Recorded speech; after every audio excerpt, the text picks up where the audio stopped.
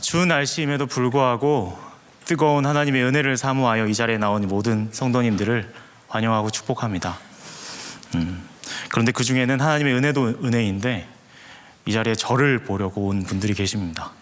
제가 유명해서 제가 대단해서가 아니라 우리 사랑부 가족들이 주일날 그 주보가 나왔습니다. 금요 철야 인도가 제가 나왔어요. 그랬더니 카톡방에 우리 순정형 목사님이 인도한다 하면서 너도 나도 오라고 막 요청하고 같이 가자고 이야기를 나누었습니다.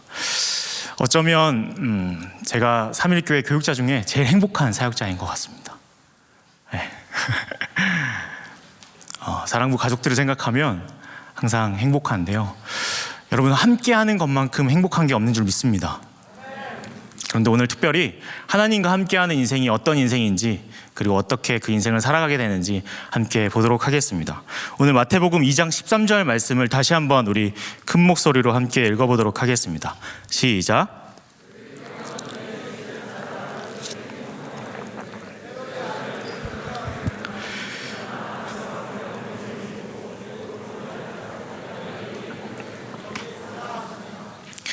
이 말씀을 보시면 헤롯이 아기를 찾아 죽이려 합니다.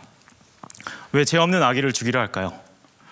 헤롯은 자신의 왕권에 위협이 되는 모든 사람은 남녀노소 불문하고 다 죽였습니다. 물론 가족도 예외는 아니었습니다. 자기의 아내 그리고 자신의 아들들까지도 죽이기를 서슴지 않았습니다.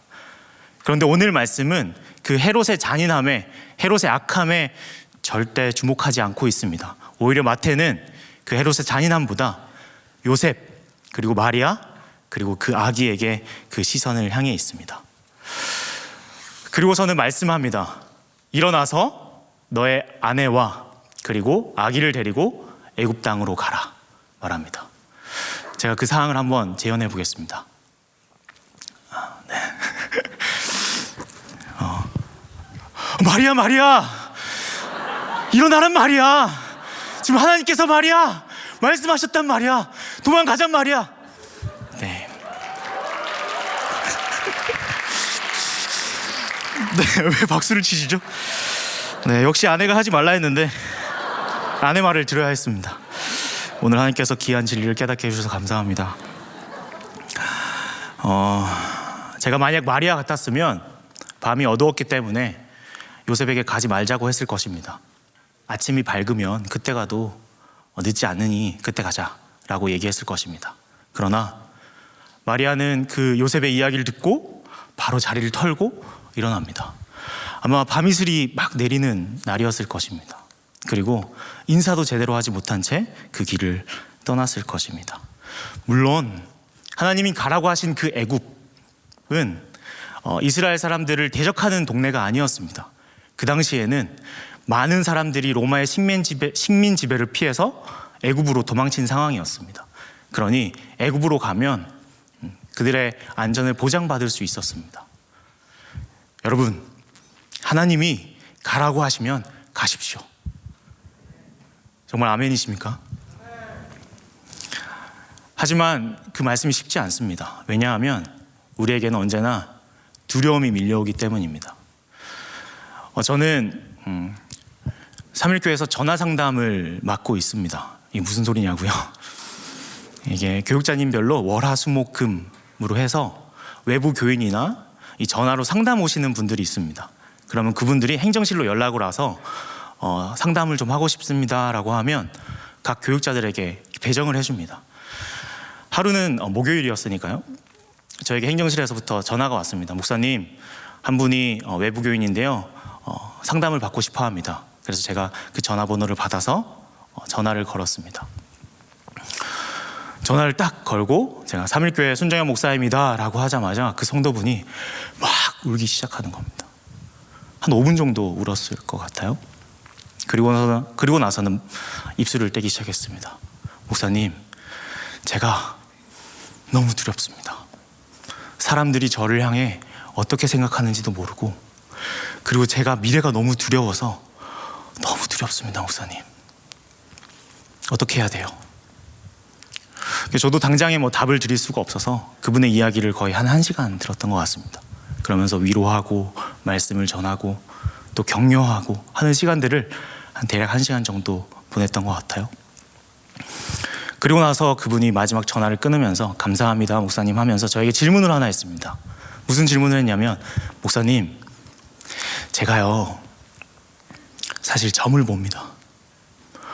두려워서 점을 보는데 그 점이 맞을 때가 너무 많습니다. 목사님, 계속 점을 봐야 되나요? 제가 뭐라고 대답했을까요? 제가 시컷 격려하고 위로하고 막 같이 눈물 흘리면서 상담했는데 도무지 그 질문에는 위로할 수가 없겠더라고요. 뭐 점을 보십시오 이렇게 위로할 수 없잖아요. 그래서 단호하게, 성도님, 그 쓰잘데기 없는 거 그만하십시오. 방금 웃으신 분들은 네, 농담이고요. 그래서 근데 그분이 한마디를 더 했습니다. 무슨 말을 했냐면, 목사님, 진짜 용한 곳이 있습니다. 근데 예약하기가 진짜 어려웠어요. 그런데 3개월 뒤에 그 예약을 했습니다, 제가. 그러니 목사님, 그것만 하고 제가 그만두겠습니다. 기가 차더라고요. 도무지 무슨 말을 해야 될지 모르겠습니다. 그래서 그래도 안 됩니다. 아무리 용하더라도 그만하십시오. 전화를 끊고 나서 씁쓸했습니다. 참으로 겉으로 보기에는 SNS를 보면 겉으로 보기에는 다 대단해 보이고 두려움 없이 사는 것처럼 보이고 멋진 인생을 사는 것처럼 보입니다. 그런데 예약이 넘쳐나는 그 용한 점집을 보면서 이 세상이 진짜 많은 사람들이 두려워하고 겉으로 드러내진 않지만 여전히 자신의 삶을 어떻게 해야 될지 모르는 인생 가운데 살아가는구나. 참으로 안타까웠습니다. 그리고 씁쓸했습니다. 요셉과 마리아도 두렵지 않았을까요? 두려웠을 것입니다. 분명히 두려웠을 것입니다. 그 길을 떠나면서 그 길을 마리아와 아기와 그 밤길을, 별빛밖에 없는 그 밤길을 걸어가며 여러분들이 요셉이라면 무슨 생각을 하셨을 것 같아요? 역시 난 하나님 말씀에 순종하는 자야. 역시 난 대단한 놈이야. 이랬을까요? 오히려 아무 생각도 하지 못했을 것입니다. 왜냐하면 그 밤길이 너무 무서운 길이었거든요. 지금 이 시대 가운데에서도 한국은 치안이 좋아서 밤길을 11시간, 12시간 걸어 다니지만 외국 나가보면 밤길 걷는 것 자체가 무서운 일입니다. 생명을 담보해야 하는 일입니다. 그럼에도 불구하고 요셉과 마리아는 그 길을 뚜벅뚜벅 걸어가고 있습니다. 분명히 요셉은 하나님 말씀에 순종하고 하나님 말씀 따라 가는 길이었습니다. 어쩌면 그 1장의 말씀에 나오듯이, 마태복음 1장에 나오듯이 마리아를 끊고 나서 홀로 살아갔다면 이런 일들은 겪지 않아도 될 일들입니다. 그럼에도 불구하고 하나님 말씀에 순종해서 하나님 말씀대로 살아갔더니, 그리고 심지어 여러분, 성육신 하시고 이 땅에 육체로 오신 예수님과 처음으로 함께한 자들이 이 요셉과 마리아입니다. 그런데 그 길이 어떤 길이었죠? 도망가는 길이었습니다. 예수님과 분명히 함께하고 하나님과 함께하는 그 길이었는데 그 첫 길이 도망가는 길이었습니다. 여러분, 예수님이 왕으로 태어나셨다면 동방박사와 같은 경배 2번 바라지도 않습니다. 오히려 그 창세기에 나오는 아브라함에게 사라가 그 왕에게 갔을 때 왕의 꿈에 나타나셔서 사라를 다시 아브라함에게 돌려주라 라고 하면서 아브라함을 지켜주시잖아요. 요셉의 꿈에 나타날 것이 아니라 하나님이라면, 그 예수님을 진짜 지켜주시겠다고 하셨다면 요셉이 아니라 헤롯의 꿈에 나타나셔서 예수 건들지 마라 해야 되는 거 아닙니까? 그게 더 맞는 거 아니에요? 요셉은 그 말씀에 순종해서 도망치는 길을 걷게 됩니다. 여러분, 한국에는 요셉이라는 이름이 참 많습니다. 그죠? 저는 근데 그 이름을 볼 때마다 고생 참 많겠다 싶습니다. 여기 요셉이 있다면 네. 그런데 성경의 인물 중 두 명의 유명한 요셉이 둘 다 고생길입니다. 그죠? 두 명 다 꿈 때문에 고생하고요. 하나님과 함께 가는 길인데 분명 그 길이 형통한 길이라고 하는데 매일 고생합니다. 그럼에도 불구하고 요셉이라고 이름 짓는 이유가 분명히 있을 것입니다. 여러분, 형통이라는 단어는 두 가지 단어가 있습니다. 첫 번째 단어는 정말 만사형통이라는 의미의 형통이 있고요. 두 번째로는 하나님의 계획 안에, 하나님의 구속의 역사 가운데, 하나님의 구원의 은혜 가운데 있는 인생이 형통하다 말합니다. 창세기의 요셉도, 마태복음의 요셉도 어쩌면 그 하나님의 계획 안에 있는, 어쩌면이 아니죠, 하나님의 계획 안에 있는 형통한 인생이었습니다. 여러분, 형통한 인생이 되길 축복합니다. 네, 아멘 하셨어요? 네. 그런데 여러분, 우리 인생을 바라보면 정말 짧습니다. 벌써 1월도 다 지나갔습니다. 인생에 가속도가 붙는 것 같습니다. 이렇게 달리다 보면 막 무한질주를 하게 되는데요. 참 어리석게도 인생이 그렇게 빨리 지나감에도 불구하고 저는 항상 다른 사람보다 더 빨리, 더 내 인생을 성공하고 싶어서 더 빨리 달려나가는 모습을 돌아보게 되었습니다. 이 말씀을 준비하면서. 그러면서 제 인생이 참 그 급발진하는 차와 같았습니다. 브레이크가 되지 않는, 막 달려나가는, 누구보다도 빨리 달려나가지만 어떻죠? 어떤 차보다 위험합니다. 그래서 하나님의 형통한 삶이라는 것은 그런 자동차 가운데 브레이크와 같습니다. 하나님이 멈추시고, 때로는 감추시고, 때로는 도망가게 하심으로 말미암아서 유명한 인생이 아니라 무명한 인생 가운데 있도록 하십니다. 여러분, 근데 세상은 그런 인생을 두고 무가치하다, 하찮다, 별 볼 일 없다 말하지만 창세기의 요셉, 그리고 마태복음의 요셉, 그 인생들이 어떠했죠? 하찮아 보였지만 그들의 인생을 통해서 하나님은 그들의 생명을 살리고 많은 이들의 생명을 살리십니다. 우리 창세기 45장 5절 말씀을 한번 같이 보도록 하겠습니다. 함께 읽어보도록 하겠습니다. 시작. 당신들이 나를 이곳에 팔았다고 해서 근심하지 마소서, 한탄하지 마소서. 하나님이 생명을 구원하시려고 나를 당신들보다 먼저 보내셨나이다. 아멘이십니까, 여러분? 하나님께서 먼저 보내십니다. 왜 그렇죠? 생명을 살리기 위해서. 어쩌면, 아니, 요셉도 생명을 살리기 위해서 그 도망가는 길 가운데 있도록 하셨습니다. 잠시 전반전을 멈추고요. 저는 예배를 드리다가 항상 그런 생각을 합니다. 예배도 전반전과 후반전이 있으면 좋겠다. 이렇게 말씀을 듣다가 잠시 쉬는 시간으로 한 10분 쉬고 돌아오면 더 집중을 잘 할 텐데, 네, 헛소리였습니다. 마태복음 2장 16절 말씀을 함께 살펴볼까요? 마태복음 2장 16절 말씀 함께 읽어보도록 하겠습니다. 시작. 이에 헤롯이 박사들에게 속은 줄 알고 심히 노하여 사람을 보내어 베들레헴과 그 모든 지경 안에 있는 사내 아이를 박사들에게 자세히 알아본 그때를 기준하여 2살부터 그 아래로 다 죽이니. 여기에서 앞을 봐주시면 감사합니다. 헤롯이 박사들에게 뭐 했다고 되어 있죠? 속은 줄로 알았다 말합니다. 사실 박사들은 헤롯을 속인 적이 없습니다. 하나님 말씀에 순종해서 떠났을 뿐입니다. 그러나 헤롯은 그 악함이 극에 달하여 속았다 생각해서 노하기가 그지없어서 어떻게 하시죠? 어떻게 하죠? 그 아기들을 다 죽입니다. 이 당시 베들레헴의 인구는 한 1000여 명 정도 되었다고 합니다. 평균적으로 아기들은 한 20명 정도 되었다고 해요. 1명이 됐든 20명이 됐든 100명이 됐든 아기의 죽음은 처참하게 이를 데가 없습니다. 그 현장을 보면서 마태복음 2장 17절 말씀에, 그리고 18절 말씀에 이렇게 적어놓고 있습니다. 제가 읽어드리겠습니다.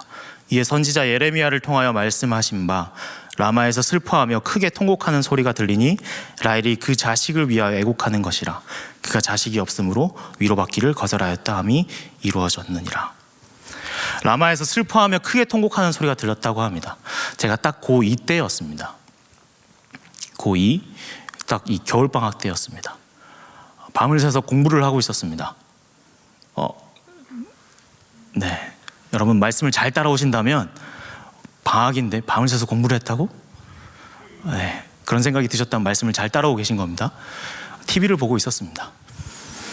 TV를 보고 있었는데 새벽이었으니까 밖이 조용했죠. 근데 갑자기 뭔가 큰 물체가 떨어지는 소리가 쿵 하고 소리가 들렸습니다. 별 신경이 쓰여지지 않아서 드라마를 너무 재밌게 보고 있었기 때문에 중요치 않게 여겼습니다. 그런데 한 5분쯤 시간이 지났을까요? 갑자기 사이렌 소리와 함께 응급차들이 막 몰려오기 시작했습니다. 워낙 깊은 밤이었기 때문에 빨간색이 깜빡깜빡하는 게 유리에도 비쳤죠. 그래서 문을 열고 나가는 게 아니었는데 문을 열고 궁금하니까요. 딱 나서는 순간 아직도 기억이 납니다. 한 어머니의 절규였는데 이 비명소리와 울음소리가 합쳐져서 저희 아파트가 이렇게 D자로 생기고 주차장이 중간에 있었는데 그 소리가 그 아파트를 다 덮어버릴 만큼 어마어마한 목소리로 울고 계셨습니다. 한 자녀가 자신의 삶을 비관해서 몸을 던졌고 그 현장을 바라보면서 울고 계신 어머니의 모습은 지금도 소름이 끼칠 정도로 잊혀지지 않습니다. 아마 라마의 현장이 그러했을 것입니다. 그 누구도 위로할 수 없었던 그 현장이었을 것입니다. 그 누구도 아무도 건드릴 수 없는 현장이었을 것입니다. 여기서 울고 있는 그 여인의 이름을 라헬이라 말합니다. 여러분, 라헬이 누구의 어머니죠? 제가 사랑부 설교하면서 이런 문제들을 자주 냅니다. 속으로 다 대답하셨을 거라 생각합니다. 라헬은 요셉과 베냐민의 어머니입니다. 북이스라엘을 대표하는 요셉, 그리고 유다 지파와 베냐민, 남유다에 있는 베냐민, 곧 라헬은 그 이스라엘 전체를 대표하는 어머니와 같은 존재입니다. 그러니 이 예레미야 현장, 예레미야가 선포하고 있었던 이 현장은 어떤 현장이었냐면 이스라엘 사람들이 바벨론 포로로 끌려가 그 아들들이, 그 딸들이 그 끌려가는 현장을 보면서, 죽음의 자리로 끌려가는 그 현장을 보면서 라헬이 통곡하며 울고 있던 자리였습니다. 아까 전에 그 헤롯이 아기들을 죽였다고 했잖아요. 그런 악들은 2000년 전에도 그랬고 지금 현재도 수많이 일어나고 있습니다. 그런 현장들을 보면서 예수님을 믿지 않는 제 친구들은 이렇게 저에게 질문을 합니다. 하나님이 계시다면 어떻게 이런 일이 일어나냐, 정연아? 그러니 하나님 계시지 않아? 그럼 하나님이 이 현장 가운데 그저 뒷짐지고 계셨을까요? 그렇지 않았습니다. 오히려 하나님은 이 라헬의 울음, 이스라엘을 자녀 삼으신 하나님의 통곡 소리와 동일했을 것입니다. 죄악 가운데 엎어져 아무리 그들을 구원하려고 해도 그들은 또 엎어지고 또 엎어지고, 포로의 현장으로 끌고 가 그들을 다시금 끌어올 수밖에 없는 그 아비의 마음이 아마 통곡 소리로 터쳐 나왔을 것입니다. 그러나 이것이 하나님의 슬픔이었기에 슬픔은 슬픔으로 끝나지 않습니다. 우리 예레미야 31장 15절에서 17절 말씀을 번갈아 가면서 한번 읽어보도록 하겠습니다. 제가 먼저 읽겠습니다. 여호와께서 이와 같이 말씀하시니라. 라마에서 슬퍼하며 통곡하는 소리가 들리니 라헬이 그 자식 때문에 애곡하는 것이라. 그가 자식이 없어져서 위로받기를 거절하는도다.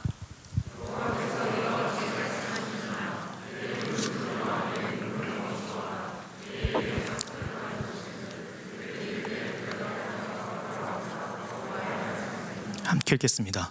너의 장래에 소망이 있을 것이라. 너의 자녀가 자기들의 지경으로 돌아오리라. 여호와의 말씀이니라.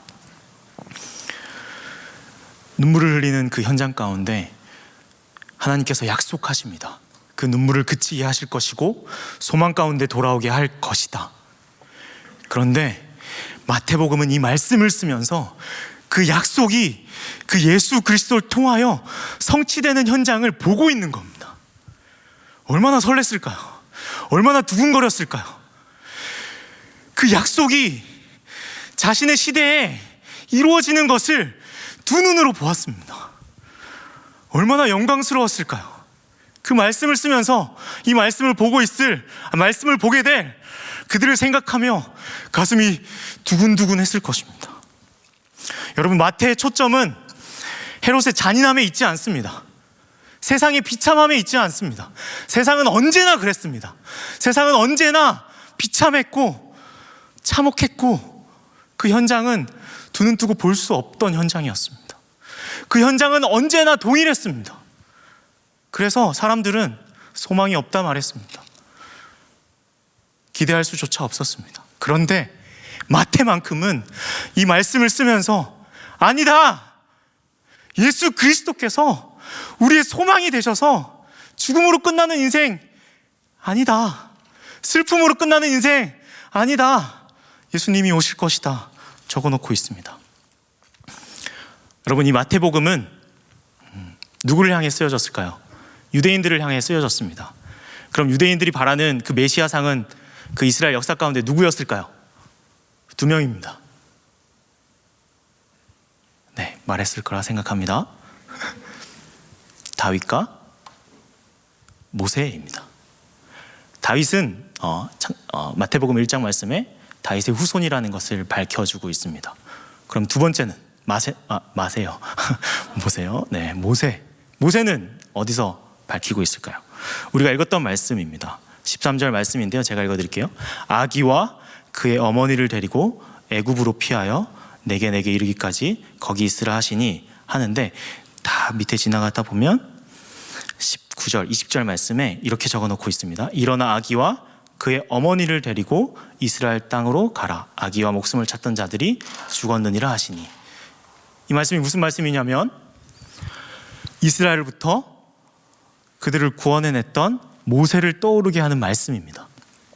마태복음은 그 마태복음 전체를 통해서 계속해서 새로운 모세와 예수님을 비교하며 보여주고 있습니다. 첫 번째로는 애굽으로부터 올라온 모세와 같이 예수님이 애굽에서 올라오셨고, 두 번째는 광야에 40년이 있었던 것처럼 예수님도 광야에서 40일을 계셨고, 홍해를 건넌 것처럼 요단강을 건너시고, 산에서 하나님의 말씀을 받았듯이 산에서 예수님께서 산상수훈을 통해서 그 말씀을 선포하는 것을 통해 새로운 메시아가 여기에 있다. 너희들이 그토록 바라고 그 약속 가운데 적어놓았던 그 메시아가 여기에 있다라고 말합니다. 요셉과 마리아는 그 하나님의 말씀을 듣고 순종해서 이스라엘 땅으로 올라왔습니다. 그런데 유대 땅으로 다시 올라오니 그곳에 있는 분봉왕이 누구라고 적어놓고 있죠? 아켈라오라고 적어놓고 있습니다. 아켈라오는 헤롯의 아들 중에 한 명입니다. 그런데 그 잔혹함이 이로 말할 수가 없어서 이스라엘 사람들이, 유대 사람들이 반역을 하고 폭동을 일으킬 때 그들을 몇 명이나 죽였냐면 3,000명이나 죽였습니다. 그래서 로마에 있는 사람들이 이러면 계속 폭동이 일어나겠다 해서 아켈라오를 제하여 버리고, 그 다음에 유다 총독을 세움으로 인해서 그 다음부터 이렇게 총독이 세워지는 계기가 되기도 하였습니다. 그래서 요셉과 마리아는 그 아켈라오를 피해서 상대적으로 평온했던 헤롯 빌립이 다스렸던 갈릴리 지역, 그리고 나사렛이란 동네로 가게 됩니다. 여러분, 나사렛이란 동네가 어떤 동네였을까요? 우리 그 다음 말씀 한 장 보여주시면 요한복음 4장 1장 16절 말씀입니다. 제가 읽어드리겠습니다. 나다나엘이 이르되 나사렛에서 무슨 선한 것이 날 수 있느냐 빌립이 이르되 와서 보라 하니라. 여러분, 나사렛이란 동네는 선한 것이 날 수 없는 동네, 미천한 동네, 사람들이 아무도 주목하지 않는 동네였습니다. 그런데 여기에 말씀에 선지자들인데요. 선지자들이 말씀을 보시면 나사렛 사람이라 칭하리라 하심을 이루려 하였다라고 말합니다. 그런데 성경 어디를 찾아봐도 나사렛 사람이라 칭하리라고 하는 그 단어 자체, 문장 자체가 없습니다. 그래서 이것에 대해서 많은 학자들이 연구하기를 첫 번째 주장은 무엇이냐면 나사렛에서 자음만을 떼면 니은, 시읒, 리을, 그거를 히브리어로 읽으면 히브리어 단어 중에 어떤 단어가 나오냐면 가지라는 단어가 나옵니다. 그래서 이사야 11장 1절 말씀에 이렇게 적어놓고 있습니다. 이새의 줄기에서 한 싹이 나고 그 뿌리에서 한 가지가 나서 결실할 것이라. 즉 메시아가 태어날 것이다 라는 예언을 했다는 것입니다. 근데 또 다른 사람의 주장은 어떤 사람이냐면 그 나사렛이라는 동네가 그 당시에 하찮고 보잘것없고 아무것도 아닌 동네라는 대명사와 같은 동네였습니다. 그러니 시편 22편, 이사야 53장 2절 말씀을 우리가 한 목소리로 같이 좀 읽어봤으면 좋겠는데요. 같이 한번 읽어보겠습니다. 시작. 그는 주 앞에서 자라나기를 연한 순 같고 마른 땅에서 나온 줄기 같아서 고운 모양도 없고 풍채도 없은즉 우리의 보기에 환무할 만한 아름다운 것이 없었더라. 그러니까 수많은 선지자들이 메시아가 올 때 정말 보잘것없고 비참한 모습으로 올 것이다 라는 많은 선지자들이 예언을 했기 때문에 그것을 나사렛이란 대명사로 얘기했다라는 겁니다. 여러분 별로 궁금해하지 않는 표정이지만 제가 세 번째까지 얘기하겠습니다. 세 번째는 뭐냐면 너무 하찮 않아서 너무 쓸모없어서 아예 성경에도 적어놓지 않았다는 내용입니다. 그래서 찾으려 하니 없었다 라는 의견인데요. 이 세 가지 의견을 합쳐서 정리해 보자면 어떤 내용이 나오냐면 결국 하찮고 보잘것없고 아무런 쓸모도 없는 것처럼 여겨지는 나사렛 사람이라 불릴 것이다 라고 말합니다. 그런데 여러분 예수님은 언제나 가장 하찮은 곳으로 찾아갔습니다. 마태복음 11장 5절 말씀에 보시면 이렇게 적어놓고 있습니다. 맹인이 보며 못 걷는 사람이 걸으며 나병한 자가 깨끗함을 받으며 못 듣는 자가 들으며 죽은 자가 살아나며 가난한 자에게 복음이 전파된다 하라. 여러분 그림 하나 보겠습니다.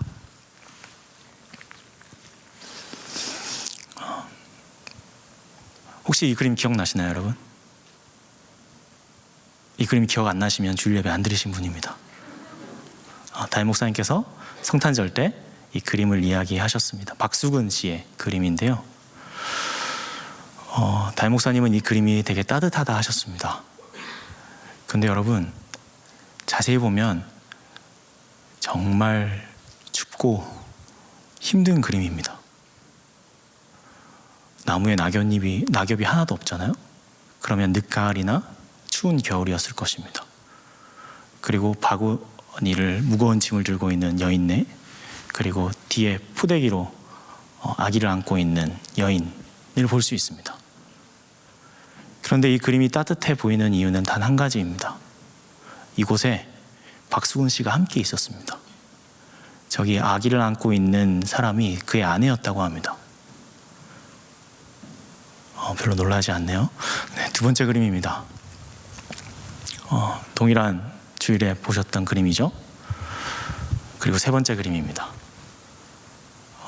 사실 이 그림 전부 다 춥고 힘들고, 여러분 내과에서 빨래 해보신 적 있으십니까?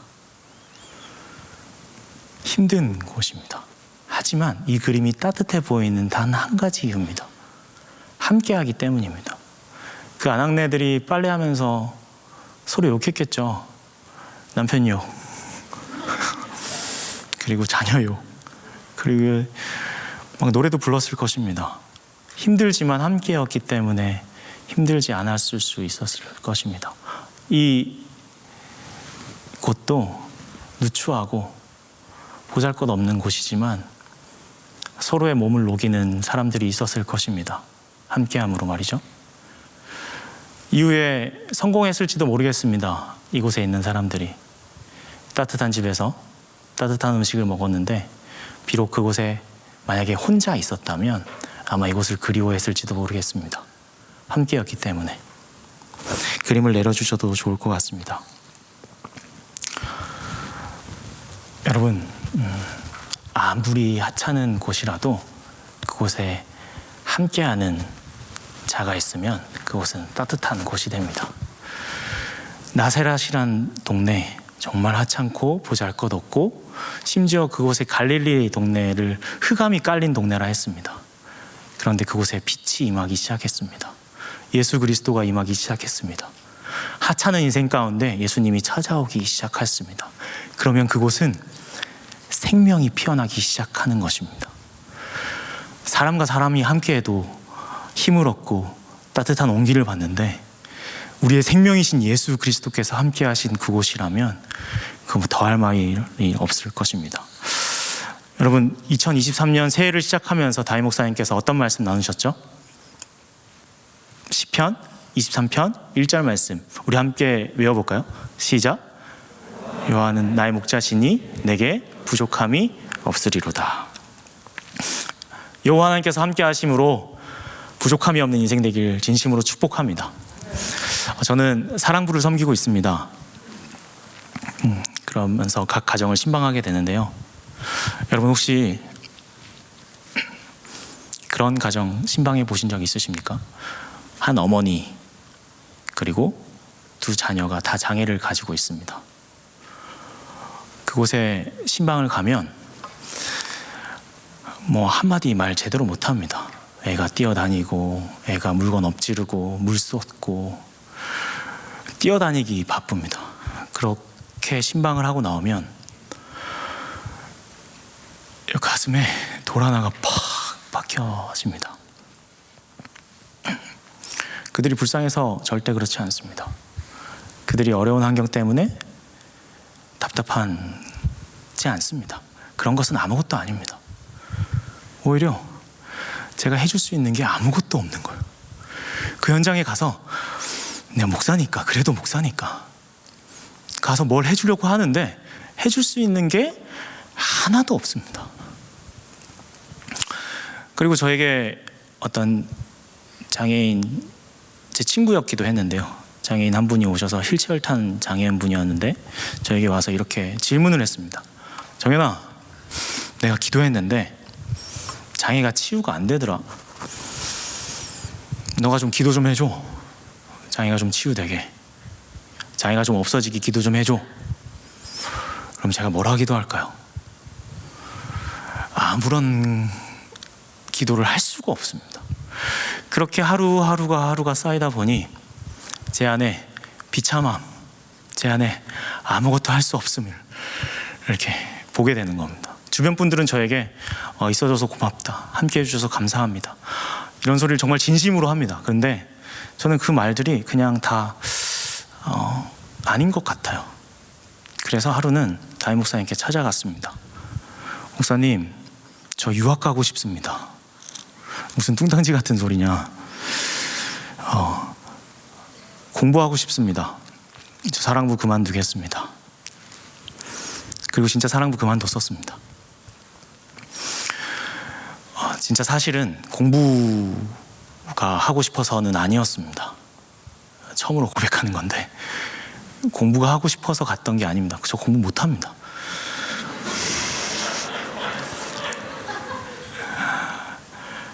근데 사랑부에 있으면 있을수록 아무것도 할 수 있는 게 없는 거예요.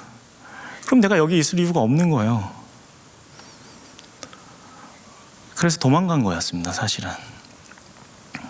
그런데 하나님이 뭐 이렇게 얘기하면 안 됩니다. 코로나 때문에 유학을 못 가게 됐습니다. 미국에서 막 코로나 때문에 막 장난 아니라고 비자를 다 막았습니다. 그럼 코로나가 선한 것이냐? 그렇지 않습니다, 여러분.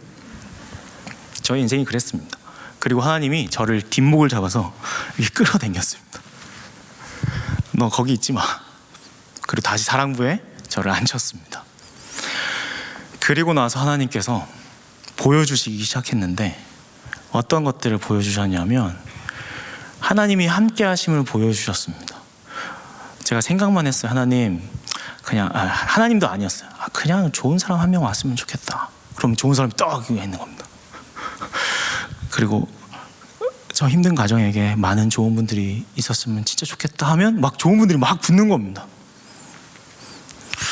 그리고 사랑부에 막 부흥이 있기 시작하는 겁니다. 그때부터 제 기도가 달라지기 시작했습니다. 그전에는 하나님 저에게 지혜 주세요, 저에게 능력 주세요. 근데 그 기도가 바뀌었습니다. 하나님 저에게 지혜 주지 마세요.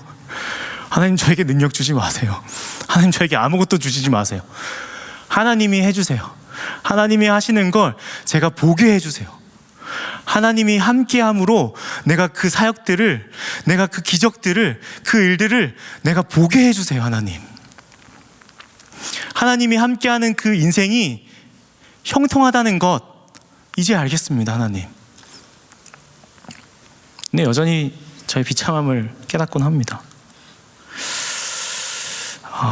여러분, 오늘 말씀을 듣고 다짐하지 마십시오. 그래, 예수님께서 비천한 동네로 낮은 자리로 가셨으니 나도 낮은 데로 가야겠다, 헌신해야겠다, 다짐하지 마십시오. 오히려 하나님 함께 해주세요. 그래서 내가 하나님의 그 크신 능력을 보게 해주세요. 우리 기도를 바꿉시다. 하나님 지혜 주세요. 하나님 병고침 받게 해주세요. 물론 병고침 받아야죠. 하나님 능력 주세요가 아니라 하나님이 함께 할 때 그 인생이 얼마나 복된지 내가 알게 하여 주시옵소서 라는 기도로 바뀌길 진심으로 축복합니다. 사실 우리의 선교의 자리가 그런 자리입니다. 팀장님이 그리고 팀원들이 함께 열심히 해보려고 하지만 성령 하나님이 함께 하시지 않고서는 그 자리가 열매가 맺힐 수 없습니다. 여러분, 하나님이 나의 목자이심을 믿으십시오. 여러분, 양에게 부족함이 없었습니까? 부족함 투성입니다. 부족함이 넘치고 또 넘치는 것이 양입니다. 그런데 하나님이 함께 하시면 그 양에게는 부족함이 없습니다. 그것이 우리가 세상을 살아가는 당당함입니다. 내가 잘나서, 내가 대단해서가 아니라 하나님이 함께 할 때 여러분들은 당당해질 수 있습니다. 내가 잘나서가 아니라, 내가 대단해서가 아니라 하나님이 나를 통하여 생명을 살리기 위해 조금도 부족함이 없는 인생이 되게 하시기 때문에 그 길을 나서기를 축복합니다. 우리의 인생을 살펴보면 사실은 정말로 무명한 인생들입니다. 주일날 보면 장로님들, 권사님들, 부장이사님들 보면 하루 종일, 우리 교회 또 특히 쉴 곳 없잖아요. 하루 종일 서서 뛰어다니십니다. 근데 누구 하나 알아주지 않습니다. 그리고 간사님들 막 열심히 기도해서 전화해서 오라고 하면 전화 안 받습니다. 그리고 교사 선생님들 막 열심히 해서 하면 아이들에게 치이고 선생님에게 치입니다. 그리고 엄마들 삶의 자리에서 막 열심히 아기들 키우고 아이들을 키웁니다. 그런데 누구 하나 알아주지 않습니다. 어쩌면 그 자리가 나사렛 같은 곳일지도 모르겠습니다. 첫 번째로는 요셉처럼 하나님과 함께하는 인생은 도망치는 인생일 수 있습니다. 그러나 그 자리가 생명을 살리는 길인 줄 믿습니다. 또한 예수님은 나사렛이라는 동네에서 태어나셔서 그곳에 가셔서 나사렛 사람으로 불리기를 조금도 서슴지 않았습니다. 그리고 그 무명의 자리에서 있기를 조금도 서슴지 않았습니다. 그리고서는 그 생명을 보여주셨습니다. 어쩌면 우리의 인생도, 여러분도 한 사람 한 사람이 나사렛인 누구누구, 나사렛인 누구누구일지 모르겠습니다. 누구도 주목하지 않을 수 있고요. 그 현장이 비참한 현장일 수도 있고, 그 현장이 누구도 주목하지 않는 현장일 수 있습니다. 그러나 여러분, 한 가지를 꼭 기억하십시오. 하나님과 함께 한다면 세상은 하찮다 여길지라도 하나님 보시기에 가장 고귀한 생명을 살리는 길인 줄 믿습니다. 여러분들이 거하는 삶의 자리가 그러할 거고요. 여러분들의 사역의 자리가 그러할 줄 믿습니다.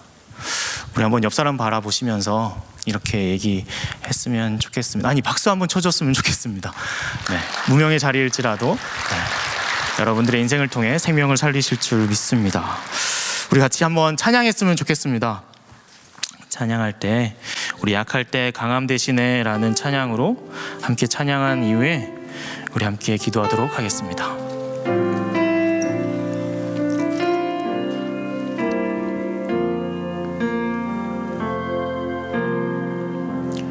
약할 때 강함 되시네 나의 보배가 되신 주 나의 모든 것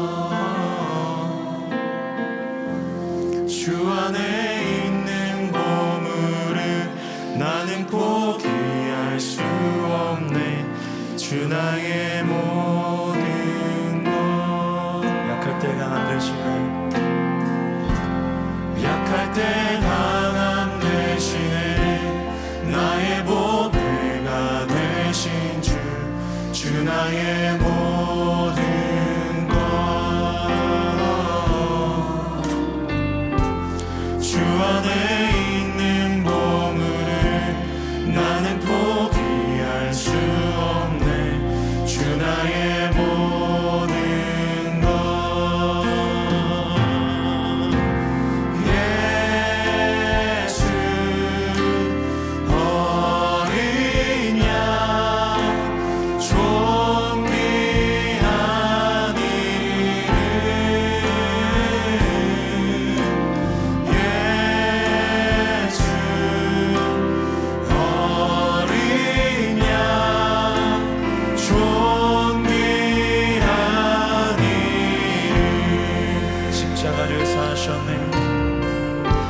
십자가 제사하셨네 주님의 이름 찬양해 주 나의 모든 것 쓰러진 나를 세우고 나의 빈잔을 채우네 주 나의 모든 것 예수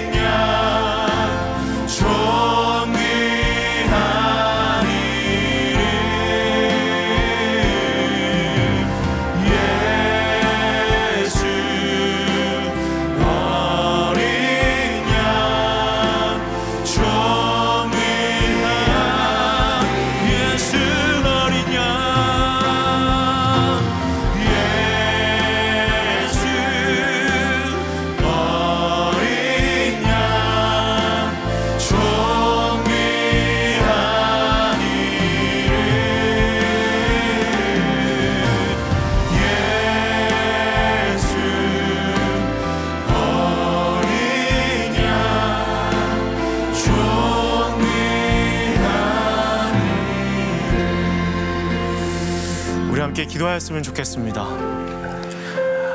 아까 첫 예배 찬양이 끝나고 이 기도의 자리에 나왔는데 여러분들을 보는데 그냥 갑자기 눈물이 막 나는 거예요.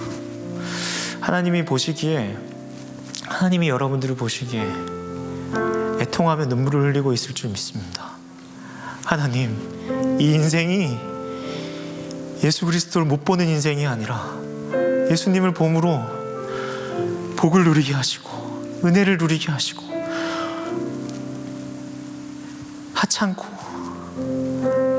정말 쓸데없는 곳에 그 은혜를 찾으러 가는 여기 있는 이들이 아니라 내가 약할 때 예수 그리스도께서 강함 되심을 깨닫게 해달라고 하나님은 지금도, 예수님은 지금도, 성령 하나님은 지금도 애통하면서 여러분들을 위해 기도하실 것입니다. 이 시간 말씀을 놓고 함께 기도하였으면 좋겠습니다. 하나님과 함께하는 인생 되게 하여 주시옵소서.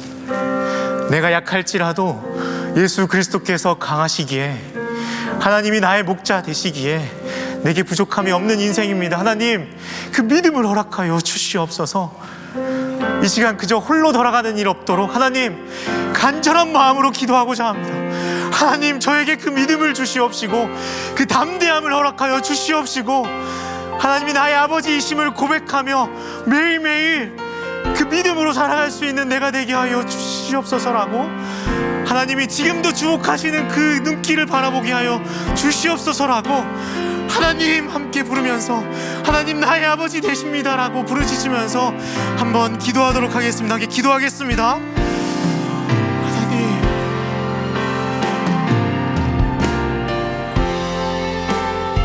하나님, 이 시간 이곳에서 기도하는 이들을 하나님 홀로 보내지 말아 주시옵소서. 하나님께서 주목하시는